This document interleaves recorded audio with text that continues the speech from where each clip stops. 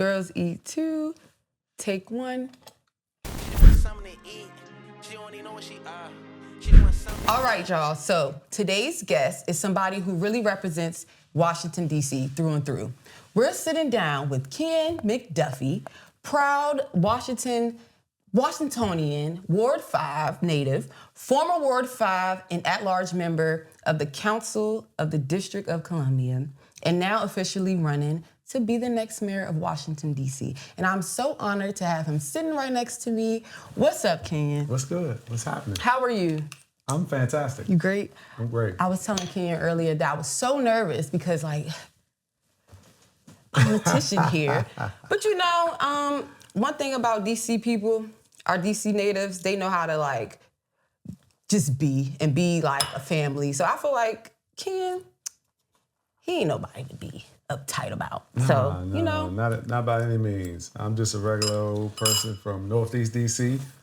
You should not feel uptight around me. Nobody should feel uptight around me. It's funny. I'm always like this. I'm always nervous when I first start, but then we're gonna get in the flow. So don't even worry about it. But you call me a politician though, so I wanna press pause on that part. I know technically, I meet the definition. Haven't been an elected official, but I never consider myself a politician. I never embraced the label politician. Right. I am somebody who was born and raised in Washington, D.C., like you mentioned, grew up in Northeast D.C. Family, faith, community, values, respect, look out for one another. I'm a person when it comes to D.C. Right. It's about the culture, it's about the people, it's about community. Period. So, as always, welcome back to another episode of Girls Eat Too. I go by Paris Lavet, a.k.a. your favorite cherry bomb, a.k.a. the cherry on top. And then who we got here? You got Kenyan McDuffie, former Ward 5 council member, former at-large council member, candidate for mayor of Washington, D.C., importantly, D.C. native. Period. So as we get started, y'all, I just want to say, today is not about slogans. Today is about purpose. Today is about impact, right? So first getting started, before council, before campaigns, who were you when you first believed public service was your thing? That's a great question. When I first believed public service was my thing, I think even before I thought about elected office, I thought about community service. Okay. And it struck me amid some tragedy in my life, actually. I had some friends who got killed to gun violence in 1998. I was carrying mail at the time, actually. I was a mailman, delivering out of Friendship Station, Wisconsin Avenue. Life was great, but I lost two friends to gun violence, and it changed my life in a way that some of the other violence, homicides that I experienced hadn't, and it made me want to do something different with my life. I had a path where I was just going to be working at the Postal Service and retiring, and living out life, hopefully married with a family, but decided to leave the Postal Service after that happened in 1998. And it was that sort of experience, right? That tragic experience that inspired me to pursue something different in life. And it started out just going back to college and focusing on my neighborhood, like trying to do things to actively engage the community and understand the strength that we had as a neighborhood and turn that into real progress for the neighborhood, like getting the hours repaid, making sure the trash was picked up on time, like basic services that we felt like we weren't getting. And so that was really the thing that sparked my interest in being more of a community activist that ultimately translated into running for public office. Okay, and when you were delivering mail and stuff, what ward was that? So I delivered, because I was low person on a totem pole, they would have, especially during the holidays, we would be taking parcels and stuff down to the main post office in Brentwood, and sometimes they would have us delivering in other parts of the city. But I primarily delivered out of Friendship Station, which is Ward 3. Okay. It was 4 zones up there. It was 20016, it was 20008, 20007, and 20015. Dang, so you really know your way around them parts. I mean, some things you can't forget. I know all the streets. I mean, I tell people, I went to Wilson Jackson Reed High School up in Tinleytown in Ward 3 off of Wisconsin Avenue. A lot of friends, shout out to the Tigers.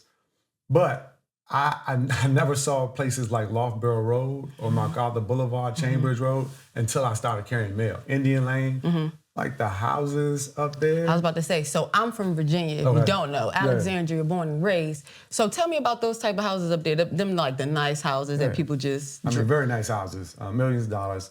I mean, the first time I saw an indoor pool was in a house, well, I think it was Loughborough Road, right? And it just opened my eyes into the type of wealth that existed in other parts of the city. Right. I'm born and raised here, grew up playing ball in the Metropolitan Police Boys and Girls Club. So I thought, all over the city, you know, to every ward in the city, but I just hadn't seen that part of the city. I mean, it was eye-opening for me to be able to see. Is that like the Georgetown side? Well, Georgetown, yep, including Georgetown, but including neighborhoods like Kent, like the Palisades, AU Park, Spring Valley. Okay. You know, it included neighborhoods like that. Hawthorne, Chevy Chase. Okay, I know about Chevy Chase. Yeah. So, I mean, up there like way behind St. John's High School, if you've ever been to St. John's High School, yeah. Not too far from Jackson Reed, Wilson High School. But yeah, I mean, it was just an experience. It showed me that you would hear people talking about Tale of Two Cities, you know, how, you know, the distribution of wealth, concentration of wealth in one part, concentration of poverty in another part.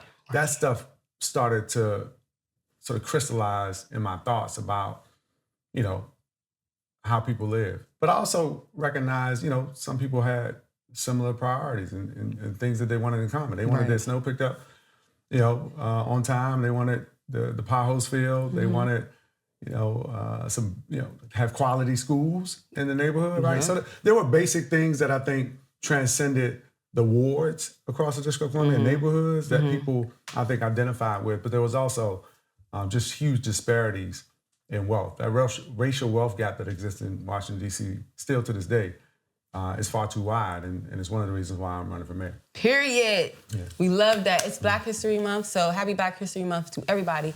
But today specifically is Valentine's Day. Happy Valentine's Day to the lovers. Yeah. You've been married for 20 years. Yes. So living in the city, you know, being a part of this huge, more than what, you know, we're serving here, how do you stay grounded? Oh, it's easy. You should meet my wife. My wife, shout out to my wife. Happy Valentine's Day, babe. Princess and I have been married for 20 years. We celebrated 20 years of marriage on August 20th of last year. Oh, wow. But we've been together for 30. Okay. I actually met her when I was carrying mail at the Postal Service. Tight. What was that like? What was that story? Oh, it was, for me, it was first sight.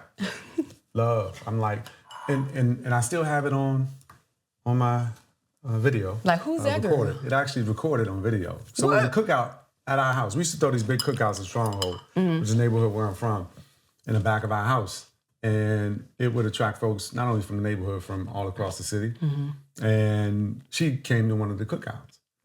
And I had seen a picture of her before. And she's friends with my sister. Okay. And, you know, I usually wouldn't think anybody about my sister's friends. Yeah. It's just one of the things I wasn't interested in. But when she came to the house, I came home, changed my clothes from work. I went outside, I saw her. I came back inside. I pondered my move. And it just so happened, coincidentally, she walked in the house while I was in there. See? It was destined. I was like, it was destined, right? Yeah. And so I saw her when she walked in the house, you know, made a little eye contact, and then she walked out of the door, and I followed her. She wanted you to follow And her. one of my best friend, my little brother, Keedy, had the video camera, and he happened to be recorded, and he put the camera on me. And I looked in the camera, I said, I'm telling you, I'm going to get her before the night is over. I swear. And it's on tape. It's on tape. And so since that day, in the summer of 1995, we have been together. We have been going strong. And what keeps me grounded is that sense and values that I got growing up in my neighborhood and my family, where my parents, you know, really taught me and my siblings those values around faith, family, community. Right. What it means to have a strong, healthy relationship. Because you see a lot growing up in the city that isn't healthy around you. And for Princess and I, we just clicked. And she was incredibly beautiful, smart, driven, You know, she's a DC native too. I was about to say, is she from DC? She's DC native too, but she was so focused, and I had not experienced that. We were young, but like I had not experienced somebody who was as focused as she was, right, and as disciplined as she was, and as goal oriented. Right, she knew that she wanted to go to college, and for me, I wasn't in college. I hadn't even applied to college. By the time I met Princess, I had already dropped out of UDC twice, but I didn't apply to a single college when I graduated from high school. I was just trying to get a job. Yeah. And in 1993, when I came out of Jackson Reed Wilson High School, jobs were not plentiful. And so I struggled, made a bunch of horrible decisions that could have easily landed me in prison or dead, like a lot of my friends. And when I met her, it was like, okay, I can see how, you know, there might be some things that are out there that perhaps I have not encountered or experienced that might be worthwhile. And so I was carrying mail at the Postal Service. We hit it off. It was for me, it was love at first sight. She probably wouldn't tell you that. But we experienced life together. We grew up together, basically. And that doesn't always work for couples, right? When you meet somebody young. Yeah, right. You know, and she went away to college. Where did she go? To South Carolina State. Okay, nice. Right? And I was at home carrying mail. You know, we do the long distance thing. And, you know, there wasn't no FaceTime and right. You know, Oh my that was, I don't even think it was Skype was out yet. I'd have lost my mind. I know, right. And so it was a lot of letter writing. She would write letters. Oh my God. Oh, she is the truth. She is everything. I'm a hopeless romantic. So what's her sign? Let me ask that. Sagittarius. And what's your sign? Libra. Okay, Libra. Yeah. Okay. Yeah. So, I mean, we've been going strong for 30 years. We've been through a lot of ups and downs. You know, when I decided to leave the Postal Service in 1998 after the tragic deaths of my friends, a lot of people did not support that decision in my community and my family. They didn't want you to stop. They didn't want me to stop because you get a good government job, you stay in it. You are set, right? That was the mentality, that was the experience. And frankly, in my neighborhood, that was the pathway to economic mobility and security. Yeah. Both my parents, you know, worked in government, retired from government, right? And so that was the pathway that I saw. But, you know, after that, those homicides changed my life. It was my wife, it was my mom. You know, my siblings, I have 2 older brothers and a younger sister. They were super supportive, but there were a lot of other people in the neighborhood was just like, you sure you want to do that? Yeah. Right? You want to leave that good government job and try college after I had already tried twice and failed. And so I took a leap of faith with the support of Princess, my mom, and I have a friend and mentor who grew up across the alley from mine. His name is Raj. He's a dean of a law school in D.C. Nice. But he was one of the people who, you know, had graduated from high school, gone off to college right away, and didn't drop out. He happened to actually go to Harvard. And just seeing him, you know, it gave you glimpses of what was possible. Right. Even if I didn't believe that I could do what he did, right? But he would come home in the summers and like, you know, really impart, I think, some encouragement about what I could do. Even though everything around us was like, it was a lot of violence, a lot of poverty, a lot of addiction in the 80s and 90s. And so Princess, though, she was just that stability, you know, and although it was a long distance thing, we made it through her undergrad, and then she went straight from undergrad to grad school in Indiana, Pennsylvania, which most people have never heard of, but I would, you know, take trips up there and see her just like I would go down to Orangeburg, South Carolina and go see her. And we made it through her undergrad, and by the time she was about to graduate, I was already back in college. And so I went back to UDC for the 3rd time, did real well, then transferred over to Howard University where I finished up. Period. I did read that you were using your mail job to fund you attending Howard. Yeah, I mean, like initially when I got the call back from the Postal Service, the letter said I would get paid $12.36 an hour. And I was like, man, like. So back then that was. Yeah, it was everything. And what I didn't realize at the time I said yes was how much overtime I would be able to get. Yeah. I mean, I was 19 years old. I worked overtime like every single day, every time there was an opportunity to do it. And I was making like 40-something thousand dollars back in the mid 90s, which wasn't, that was good money. I had benefits, good union, benefits. And I didn't have a worry in the world. I was living the dream. You know what I mean? And so to be able to decide to leave that, I did have an opportunity to save up money though. So when I went back to UDC, the first couple times I went, I wasn't serious, I dropped out. But this time I was serious. I was focused. I was disciplined. And I decided that there was something that I wanted to achieve. And I ended up graduating Howard in the top 5% of my class, summa cum laude. Nice. And I came out of Howard with virtually no debt because of that post office job. That's good. Yeah. Shout out to Miss P, Miss Princess. I heard they call you P like me. Yeah, Shout out to you. You put that love in this black man and instilled him. You pushed him to go to Howard. And I'm pretty sure your family pushed you too, and yourself as well. So when the city has a hard week, like for instance, I want to give Raven Edwards and her family some love. My condolences to her family. That's just terrible and very sad. So do you take some of that home with you? It's hard not to. Yeah. Just I want to extend my condolences to the family as well. People have experienced a lot over the last several years, going back to COVID. Man. And mental health issues are serious. And I'm speaking generally, not anything particular to this case. Yep.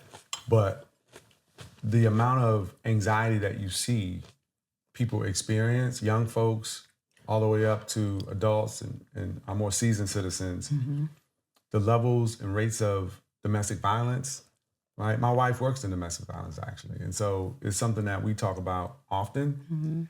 And, when that tragedy happened last week, it's a conversation that we had, just thinking about how many people are suffering and it goes unnoticed, and it really manifests itself in ways sometimes that ends up in tragedy. Again, not assigning anything because I don't know all the particulars about this case or investigation, but it makes you think about how much work we have to do to be able to address the challenges that people face, particularly those who have felt pushed to the margins, who don't feel like government is providing for them, don't feel like they get the supports and the services that they need. Right. They're struggling to make the ends meet.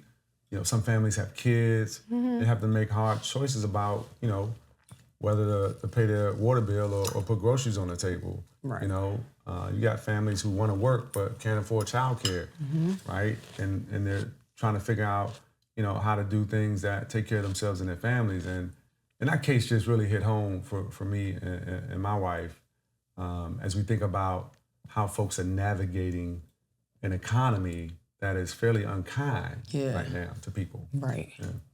It's heavy, and that's like a weight that people don't see. So what part of you does the public never see? I guess part of the challenge for me being a public official is, you are putting yourself out there. Right. Inherently, it requires you to interact with people. And I love interacting with people.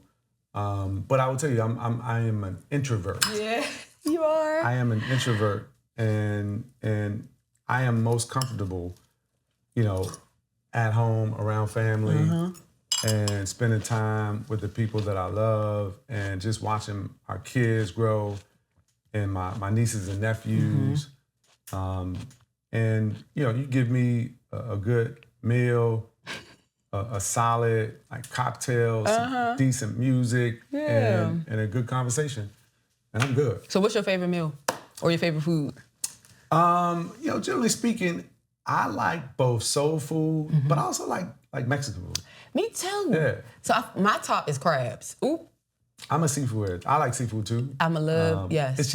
It's not as accessible or easy to make. I mean, you can throw a quesadilla on real quick. Right. You don't have the stuff that you need to put in tacos. Right, you know what I mean? Yeah, get you a little kit. Yeah, and you always gonna have some chicken or fish in your house. You can fry something up, or cheese and noodles. Right. I mean, you got what you need to put together a good soul food meal or a good meal of tacos or quesadillas or something like that. Yeah, so seafood sometimes.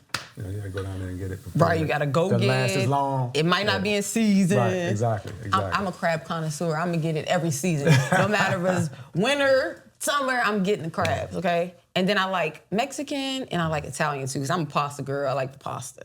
Yeah, I used to love pasta more than I do now. The pasta, you know, I'm getting up there, so. You be trying to stay away from your pasta. bread. My kids love pasta. My daughter, one of my daughters is in college, but the other one, Josie, she is frequently making pasta. Okay, 2 daughters. Yeah, 2 daughters. I'm a girl dad. My older daughter, Casey, she was the chef. She was a resident chef in the household, though. Nice. Who she learned that from?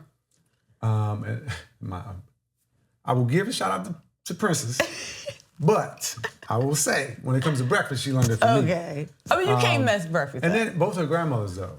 Okay. Especially, both her grandmothers can throw down. My mother-in-law, literally, was caterer. Like she, that's the level that she cooks on. Hails from Biloxi, Mississippi. So she brings I know she throw when down. it comes to the gumbo. Yeah. I don't eat mayonnaise, so like I don't generally enjoy like potato salad and seafood salad. There's only one person's potato salad and seafood salad that I eat, and that's my mother-in-law. So shout out to Glenn. I appreciate you. I love potato salad. I gotta try it. I'm trying to tell you. Come to one of y'all potlucks. It's the only one that I eat. Come to one of our cookouts. Yeah. I'm gonna come. Meet us on the deck. Come with Shay. Yeah. So speaking of like just food and just random things, who's your favorite rapper from DC? Or who would you say one of? Because, you know, we have a lot of talent. So we ain't going to just single it out to just one person. But who's somebody from DC that you love their music and you feel like, you know, they got music for all types? I would say we got a lot of talent. I appreciate you putting that out there. Definitely got a lot of talent. I would say Wale right now. Okay, yeah. And it's been, frankly, for a while. Wale, you know, he been in the game for a minute. His recent album, Fire. Yeah. And I'm glad that he's getting all the love that he needs, and he's keeping it DC too. Yep. You know what I mean? So I appreciate that. Yep. He had them Nike boots that came out. They was cute. Nike boots. That's right. All right. So, excuse me. I'm eating my Everything is a lot. watermelon. Everything is a lot. Everything is a lot. Yeah. So, speaking about music, no Googling. Backyard or Rare Essence? Man, you gonna make me make a choice about that? So I grew up, my first go-go was in like 89. Okay. 88, 89. It was in the Black Hole, and that was Essence. I heard of Black Hole. That was Essence. Working the wall, locking it, all that stuff back in the day, that was my experience when I first got introduced to go-go. I'm not gonna tell you how old I was when I was in there, but I do have 2 older brothers. Shout out to the homies from Stronghold. Okay. But Backyard, man, come on, man. Like, I know. I'm not making a choice. For the record, You can't. I'm not selecting between Essence and Back.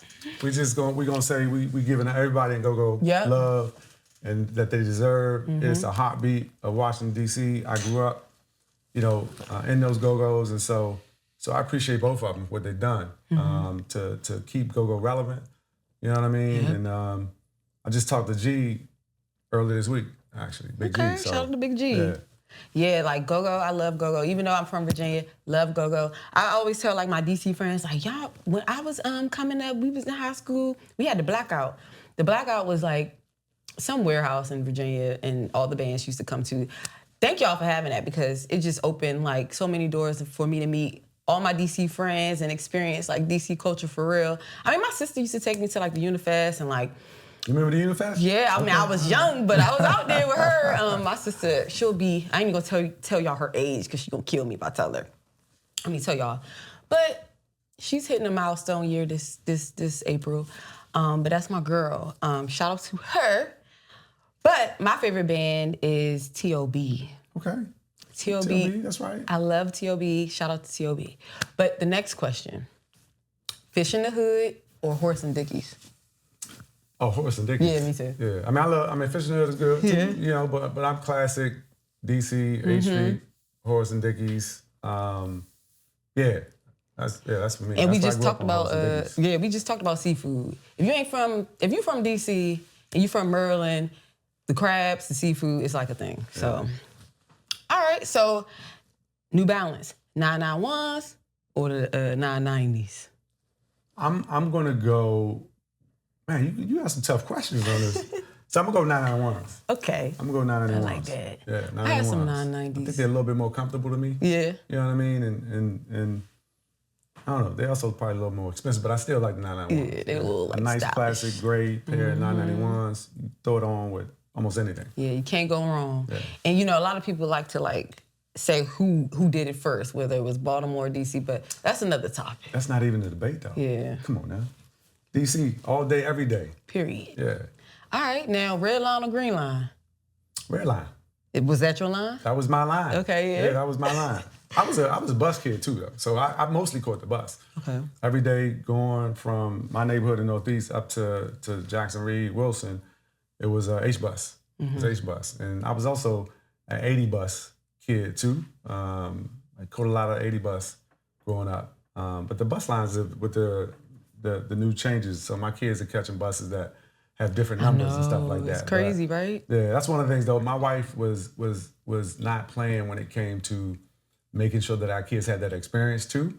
You know, a lot of parents that we know, they don't let their kids like explore the city in the same way that we did when I was growing up. Like we used to ride our bikes all around the city. Yeah. We'd be on the bus, we'd be on the metro. We walked a lot of different places too. We used to walk from my neighborhood in Northeast to Georgetown. You know what I mean? To hit up Prince and Princess. How far is that? I mean, it's some miles. But it was an adventure. Yeah.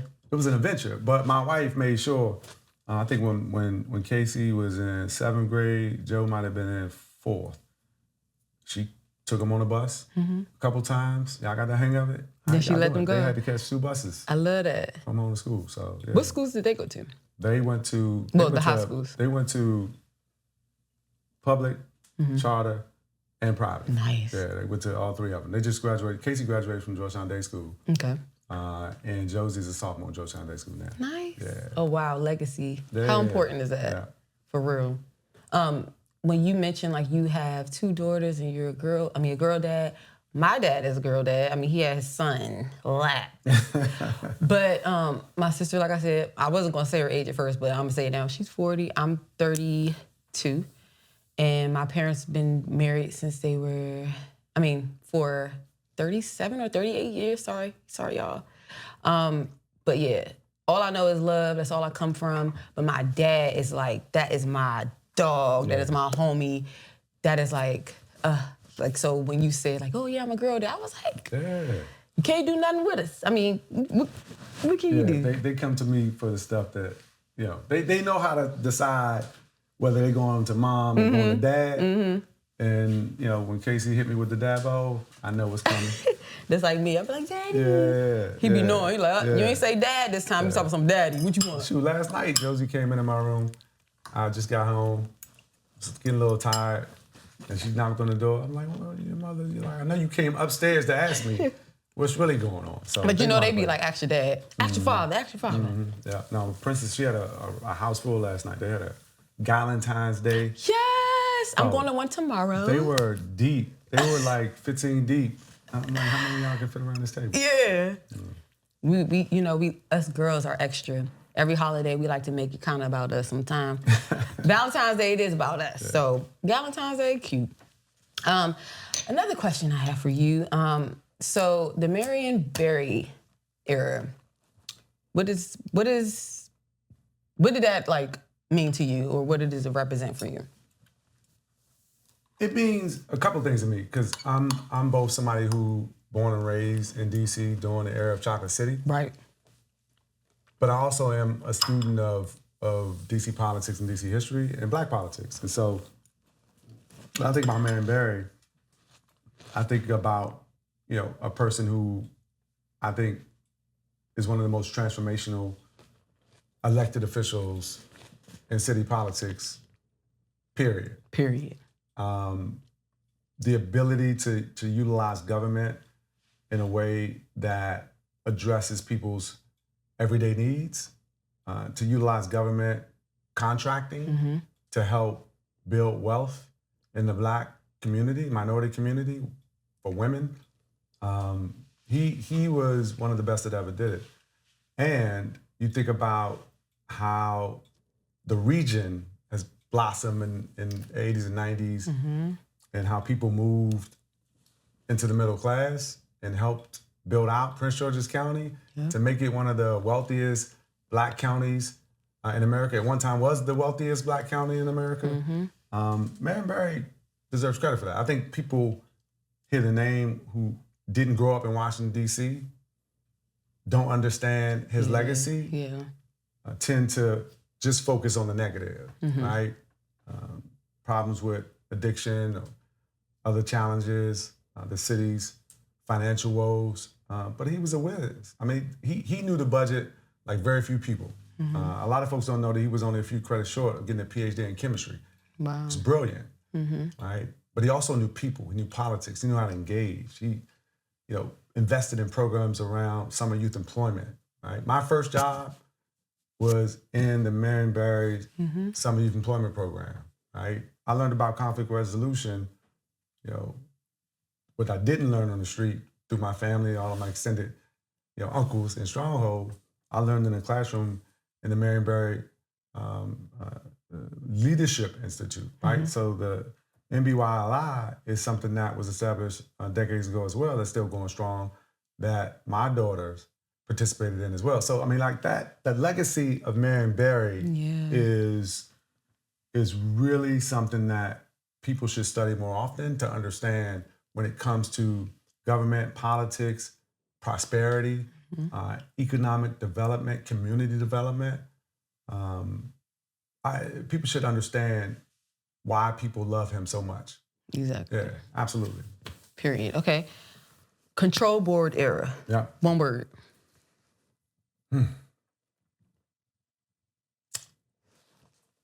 Tough.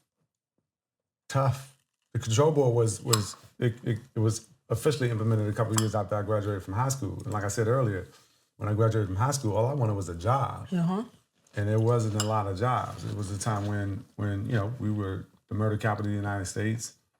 The crack epidemic was still alive and well, and the economy in the District of Columbia was struggling.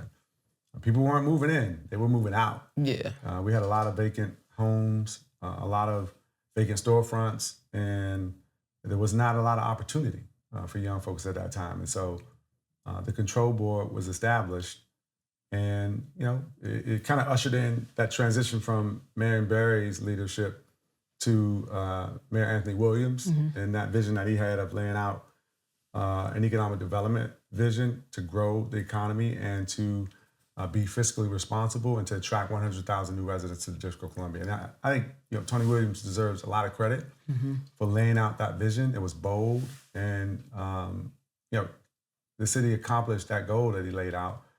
The challenge is, along the way, we displaced a lot of people, a lot of Black people. The research says 20,000 Black people were displaced in the decades following the early 2000s.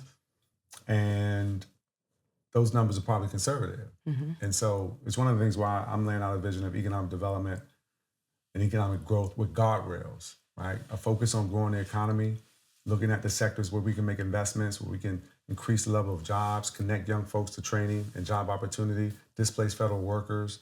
But we have to create guardrails so that we're not pushing people out of the city anymore, that we're going directly into those communities, exposing them to those opportunities.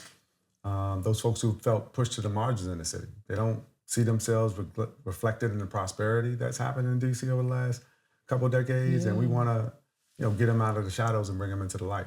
Okay, I like that. Another one-word thing. 1996. One word. Blizzard. Blizzard. I was carrying mail then. Oh yes. Oh man, it was like 15 inches of snow. Like we were out there. I mean, that whole rain, sleet, or snow motto is real. We were out there in the blizzard in 1996, delivering mail, and I have very fond memories of that experience. And so when it was snowing a few weeks ago, and it was an ice storm, it was very different. And that blizzard in 96 paralyzed the city, but it did not paralyze the Postal Service. And I remember, having to show up for people with my job. And I remember the truck, one day I was delivering, I think it was either Lowell or Macomb Street. And I was slowing down to stop to do my route. And the truck did not stop. It just kept sliding. And I was a car in front of me. I saw my job flash in front of me. Literally. So when you say 96, Blizzard. Blizzard. Blizzard. Literally. Yeah, because my eyes would have flashed too. Okay, so when Don't Mute DC happened, culture fight or policy failure? I think a little bit of both. Primarily culture. Okay. Right? I think it was folks who were newer to the city, who perhaps did not appreciate the culture, didn't understand what Donald was doing and why it was so important for him to play that music on the corner of 7th and Florida Avenue, right down the street from Howard University, right near the Howard Theater, right? That's U Street is right there. Florida Avenue U, it's Black Broadway. Yep, I just recently learned that. Right? I mean, go-go is our homegrown genre of music. To me, at least, go-go is the DC what rap is to New York City. Exactly. Right? Nashville, country music, like New Orleans, jazz. Like go-go is what we created, right? It tells the stories of our experience, right? It's one of the reasons why doing that stuff, that time frame, me and my man Cam, a friend of mine I've known for decades, he came to me and was like, man, we got to do something. And he was like, maybe just a resolution. I was like, no, we're going to make go-go the official music of Washington, D.C. And I introduced legislation that was unanimously supported at the council and signed by the mayor to make go-go D.C.'s official music. Wow. So we celebrated, put it up in its rightful place in D.C.'s history. And I also put millions of dollars into the budget to support the go-go economy. When COVID struck, it hit hotel, like hospitality, tourism, nightlife, restaurants. It hit them first and it hit them the hardest. Yeah. And go-go is a part of that economy. Yep. Right? It's not just simply the music that people hear. It's the experience when you go to the go-go, right? I mean, hearing it on the radio is one thing, but feeling it, right? At the Black Hole, at the Met, Triples, is something totally different. And so we put millions of dollars to support artists and everybody who worked in the go-go economy. We put $1 million into the DC Public Libraries to preserve and archive the history so that people coming, generations after us know exactly what it means to have go-go as a part of DC. Exactly. Yeah. Love it. So now, since it's All-Star Weekend, I heard you used to hoop. Oh, yeah. Or you was just showing off, just doing cardio. You used to hoop. No, I grew up playing basketball and football. Now, I couldn't play baseball because I couldn't hit home runs and I was like over it. But I played a lot of basketball. Okay. When I was growing up, there was no shortage of experiences. It started at the back of my house. My dad, put a hoop right out back of the house. And so me and my brothers and all my extended brothers in Stronghold, we played when the sun came up till it went down. And even when it went down, we was trying to get people to put the lights on, and flash it so we could stay out there till that last game of 33 was over. You know what I mean? And so I grew up playing basketball in the Boys and Girls Club. I was telling, my daughter had a game yesterday, and my cousin came. She hoops. Oh, perfect. Oh no, she hoops. And Legacy. Josie can go. Josie can go. She had a game yesterday, but my cousin came to see the game with her. We were just recalling and just waxing nostalgic about all the basketball we used to play. At one point, I was on 4 teams. I was playing with Number 10 Boys and Girls Club. I was playing with Kingman Boys and Girls Club AAU.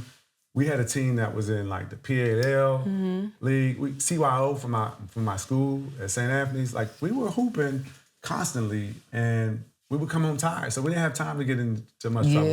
You know what I mean? At that point, so we used to hoop hard, and I played when I went to Carroll for a couple of years. My first 2 years in high school was at Archbishop Carroll. Then I transferred to Wilson Jackson Reed, and I played basketball there too. I played a little bit of football at Carroll when I was there too. Okay. Yeah. You like basketball better or football? I think I like basketball better, easy. But my brother might make the case that I was better in football. Okay. I played football for number 12 Boys and Girls Club out of Brentwood, Saratoga. Okay. And I played at Carroll. I played running back and cornerback. And I was pretty good. I wasn't the fastest person, but I was real shifty. Okay. I was real shifty. I can go, I was really good. And I enjoyed it too. It's just when I transferred, I decided to just stick it to stick to basketball and play basketball at Jackson Reed. And then you just pass that down to your daughter, so that works. Yeah, they both played. My oldest daughter, Casey, she played soccer and she played basketball. Her primary sport was soccer. Josie started off playing soccer, played basketball, played volleyball. They both ran track. Okay. They're athletes. Yeah, we were too. We did soccer, taekwondo, ballet, all that, but we just both, me and my sister both kind of, well, she played basketball. I didn't do that. We stuck to cheering, of course. That was our thing. But like I said, All-Star Weekend, who you going with, East or West? I'm always going East. I'm East Coast. Yeah. I'm going East all day, every day. Period. Yeah. Me too. I don't know. What's going down? Yeah, I don't know what's going on the West anyway. I'm not worried about it. So, public health approach to safety. Yeah. Safety is still a major concern.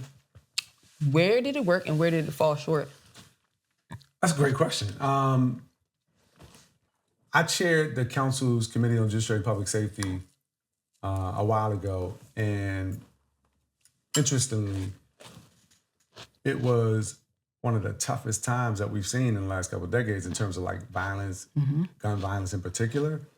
And so I remember one of the first meetings I had was a meeting with some folks who I think you know, Silas Grant, Tony Lewis Jr. Were at that meeting. I wanted to say Ron, I think Mo was in that meeting as well.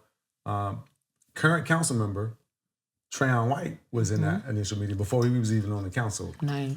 We were just talking about the challenges that we were facing, but we're also thinking about solutions, right? And I literally scoured the country looking at evidence-based, data-driven solutions, but also really, I think, paying homage to the work that was already being done in Washington, D.C. Al-Malik Farrakhan, shout out to him, being one of the pioneers in community violence intervention with Ceasefire, Don't Smoke the Brothers and Sisters, Peaceaholics, was somebody who was a model on how you can, do quality community interventions. And so we took that, long story short, created the NEAR Act, Neighborhood Engagement Achieved Results Act, evidence-based, data-driven solutions to community violence, particularly gun violence, created the Office of Neighborhood Safety Engagement. So I think where it went well is where the model's been followed with a level of fidelity that understands that those solutions are going to come from the community. You need credible messengers who are of those communities, who understand and are properly trained to engage folks who are on the highest, most likely to commit gun violence or be victims of gun violence. I think where it falls short is where, like any agency across any government for that matter, pick your city, USA, where people don't get the proper training, don't have the proper oversight. There's not the proper accountability. You see incidents that make the headlines. And it's not just, to be clear, the work of community violence interruption, where you see those things play out. They play out in any agency where there isn't the proper accountability, the proper oversight, the proper training. And so it's important that as we look at government and the amazing things that you can do when you utilize all the tools at your disposal to help people, create a strong social safety net, invest in businesses that create jobs and train people up to get connected to those jobs, creating pathways to economic mobility and security. But at the same time, you gotta be transparent and you gotta hold yourself accountable, right, to the people who elect you. Ultimately, it's a public trust, and people place their trust in you, and you have to honor that trust with the way that you do your work, the way that you do your job. And I've always taken that approach in my work, and I always understand that, when it's all said and done, I would never do anything inside City Hall that I can't go home and tell my kids. Exactly. It's about integrity. It's about, really understanding how to utilize the tools of government. And right now, more than ever, when you got a hostile federal government, people who, are putting policies in place around the country that are gunning down American citizens in the street. Masked ICE officers literally taking people's lives. And in D.C., they're snatching people off the street, taking them away from their families. And we have a responsibility to fight back And I learned how to fight at a really early age growing up in Northeast. Okay. Right? There are smart ways to fight. Utilizing the Constitution of the United States, our home rule charter, to fight back against, people who don't share our values, who are put in place policies that are terrorizing our neighbors. All right, now, baby bonds. The law passed, Yeah. implementation slowed, and then what happened? Baby bonds is one of the things that I'm most proud of. You think about Washington, D.C. and the growth, prosperity that people have enjoyed over the years. But having lived here my entire life, understanding every part of this city in a way that a lot of people don't, you know how many people are still trapped in cycles of poverty. Yeah. You got people in certain parts of Washington, D.C. who pass down wealth, they pass down homes, they pass down trust, they pass down things that are generational.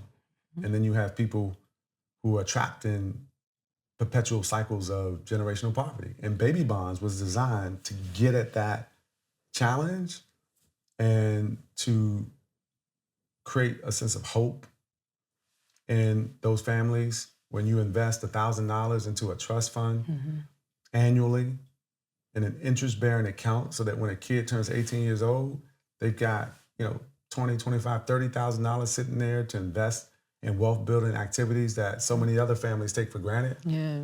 Investing in yourself, start a business, take up a trade, maybe a down payment on a home. Baby bonds is truly transformational. And it's one of the ways you can chip away at the racial wealth gap that exists in the District of Columbia. Now, that being said, we passed it 5 years ago, and we fully funded it. I put money in the budget, supported by the council, and then was stripped by the mayor, unfortunately. I fought to put it back in, which I was successful at doing 2 successive years, and ultimately we hit a roadblock in the budget. And so right now it's not policy, but it should be. Yeah.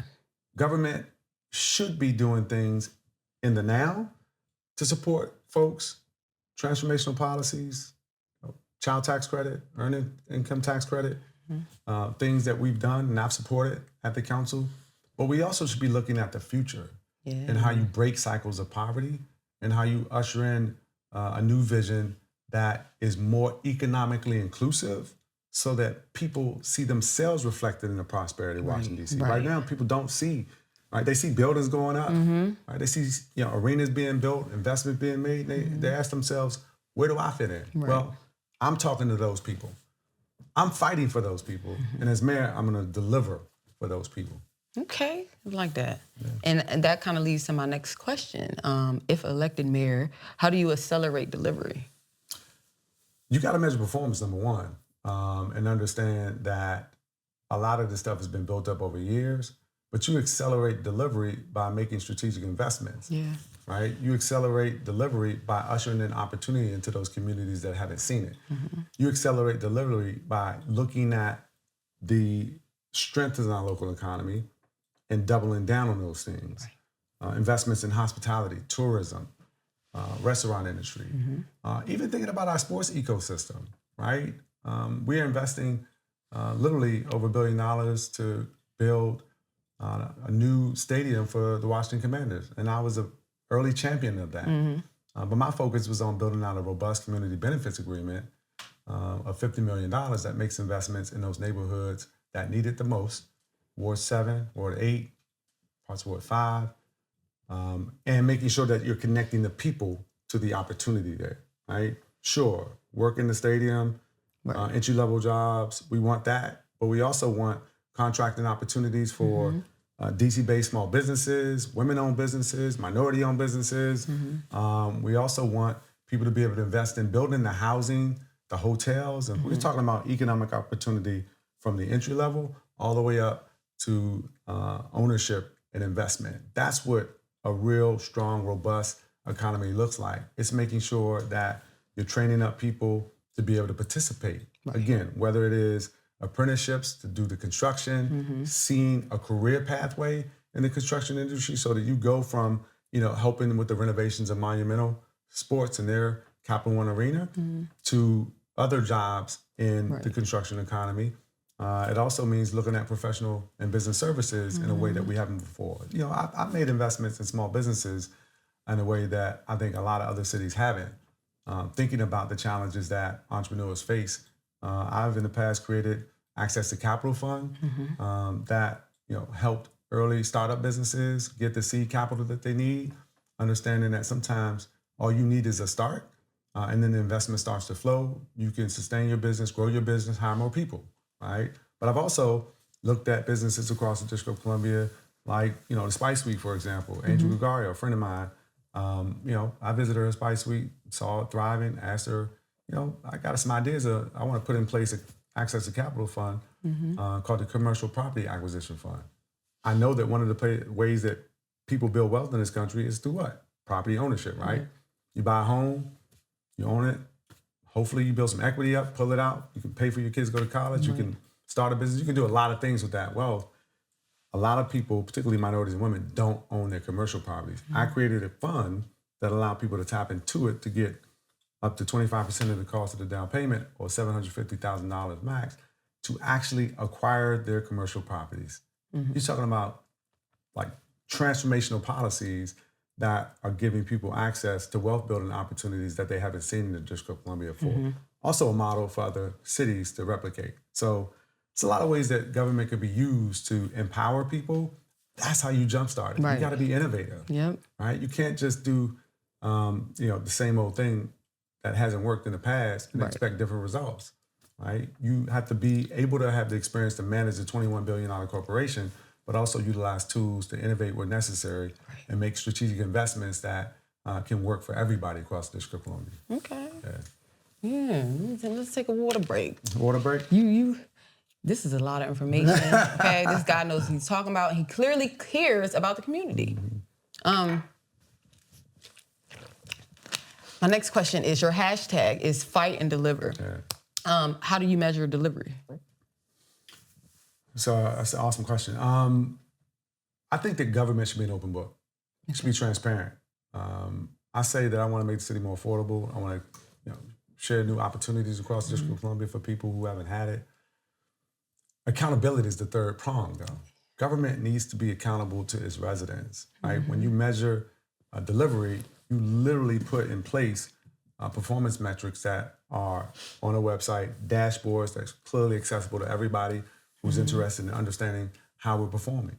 And you hold yourself accountable across government. You go out, hire the best and brightest leaders to manage our city, and then you make sure that you're holding each agency accountable for delivering on those metrics that are laid out. And if you're not doing something well, then you owe an explanation to the residents across the city. And that's how I believe government should work. And so you measure delivery literally by measuring performance in a way that's transparent and making adjustments where necessary, or getting rid of things that don't work. We got a lot of legacy programs in the District of Columbia that are not returning the investment that the city has made in it. And in those instances, we need to look at getting rid of them and either replacing them with something different or moving in a totally different direction. Right. We have to streamline the processes in the District of Columbia, introducing technology, leaning into innovation where necessary, not to replace workers. Right. My whole family got their opportunities in government. Right? I got my first opportunity in government. So it's not about replacing workers, but it is introducing technology that allows us to streamline, make it more efficient, have savings in our costs, and ultimately allowing for supercharging the economic activity.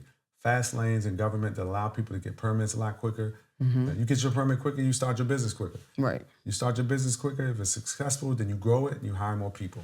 Right. That's how cities should function, and you deliver that by holding yourself accountable. Right. Okay. So when some residents feel unseen, or how do you reach people that don't come to the meetings? Oh, you meet them where they are.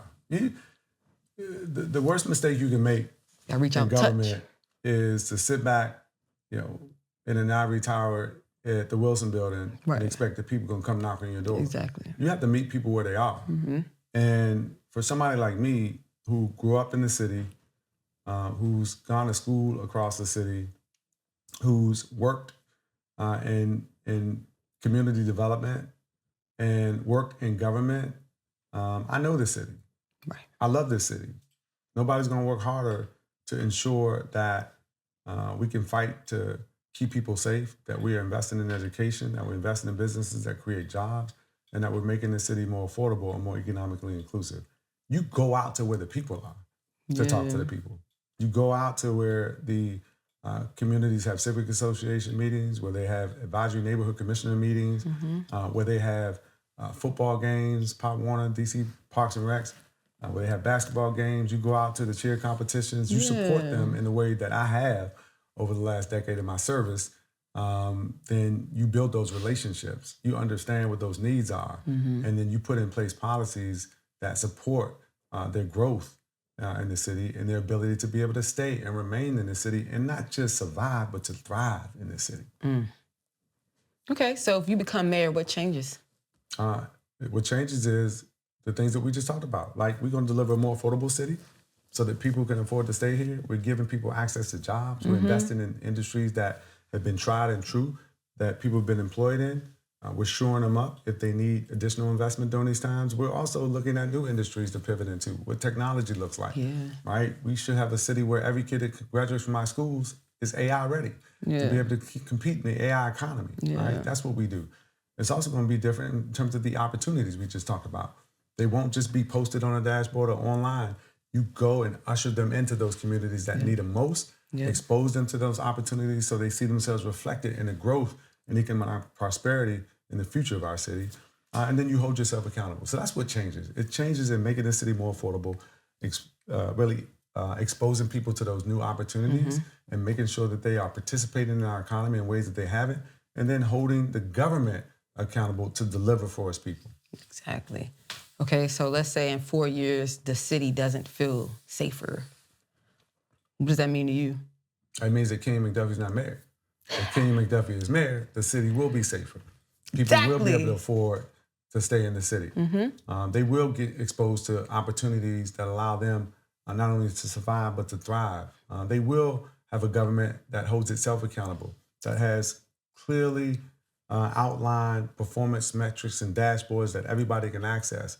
You will have people who graduate from our schools to get trained to go off to college, kids who are AI ready, kids who are going into the police department academy, the fire department academy, kids who are participating in this economy in every way that opportunity exists. We're going to train up our young folks and our adult workforce to compete and to participate and to be a part of the District of Columbia's economic prosperity in the future. Okay.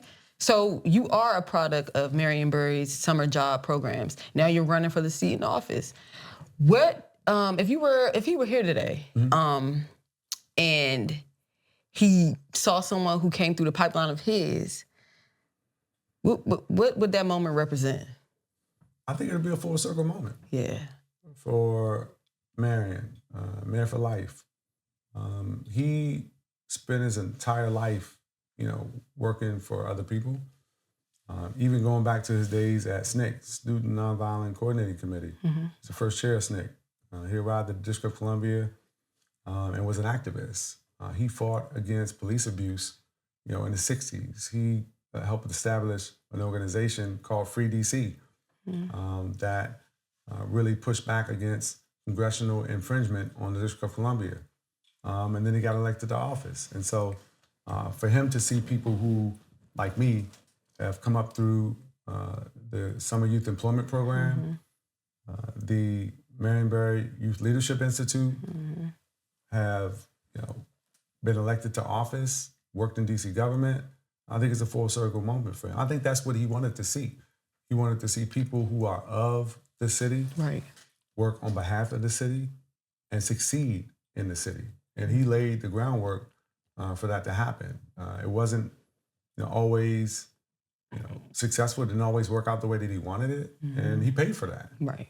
But he also, I think, left a legacy that people can be proud of, a legacy of families who got access to opportunity to work in the District of Columbia government or to start businesses, to contract with the District of Columbia government.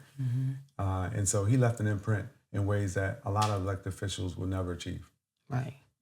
Okay, and then what does it mean about, what does it say about DC that young people can be here, grow up here, have careers here, graduate here, go to college, whatever it may be, and come back and serve here? What does that say?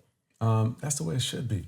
And right now, I know there are a lot of people who are worried about whether it's going to be like that tomorrow. Right. They're worried about whether the future of the District of Columbia allows kids who need to go to college to be able to come back, Right. to find a job, to be able to afford, to get a place to live, right? And that's real serious concerns that we have to grapple with. Right.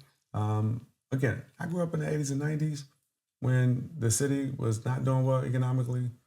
You know, I struggled because of it. I know a lot of families who struggle because of it. Right now in DC, we cannot afford to go backwards. We have to move forward. We have an economy right now that's struggling, and we have to grow our economy from its base, and we can't rely on just taxing people. Right. Right? You got people who are worried about paying their property taxes today, and they cannot stand to see more taxes be levied. And so we have to figure out how to have a fast track for people to start new businesses, to grow those businesses, to participate in our local economy. And for those young folks, like my daughter, and all the other sons and daughters who've gone off, we have to have an economy that they can come back home to, a city that they can afford to live in. And that's what I'm fighting for. It's extraordinarily important. And those young folks who are not going off to college, we have to have a pathway for them to succeed in our city. Right? What does that look like for those young folks? What kind of training are they getting with their diploma? How are they fitting into DC's economy with all the things that we're focused on? Training around the hospitality industry, training in industries that have growth potential around technology, making strategic investments. And when you are investing in those businesses, how are they investing back in our schools? Right? How are they investing in those communities that need it the most? It's all, to me, a symbiotic relationship that we have to recognize needs to continue to grow. Okay.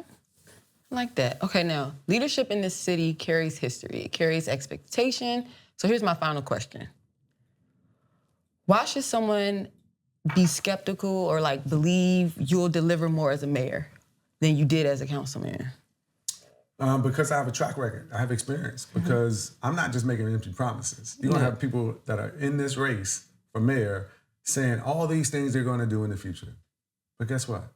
They've never really done anything in the past. What I've done is develop a record of using the tools in government to address the intractable issues in communities across the District of Columbia. On criminal justice reform, we look at what's going on with ICE and HSI right now, and people nationally, members of Congress are talking about, they need to have body cameras. Well, I wrote the District of Columbia's police body camera law. I reformed that criminal justice system with policies that are meaningful, created the Office of Behavior and Safety Engagement. I've done the first guaranteed basic income pilot in Washington, D.C.'s history that sent direct cash assistance to pregnant and expecting moms who live in wards 5, 7, and 8 so they can take care of themselves and their families, right? That baby bonds law needs to be the law so that we can transform the lives of people who've been trapped in the cycle of poverty in Washington, D.C. Right? You don't have to guess the type of leadership that you're going to get with Kenyan McDuffie. Check the record. We're going to deliver to make our city more racially equitable, more socially just, and more economically inclusive. I'm going to fight and deliver for all DC. That means all 8 wards, all 700,000 residents. Love it. Fight for DC, y'all. Okay, now, I want to close this out. It was a pleasure having you. It was fun. I learned a lot. And yeah, so shout out to you. Shout out to this journey that you're on. And God willing, you go, girl, meet your quota. All these niggas supporting your crave. It's her world and she control it. I ain't mad, I know how to play. You either got it or you don't. You must ain't heard her when she say that new Louis told to kill for. Somebody gon' pay, ayy. Too presumptuous, running signs, she gon' pull you over. Mrs. Officer gon' pat them pockets, don't you lose composure. Oh, you love her, that ain't cheap. She on flights of con E. Rapper, baller, trapper.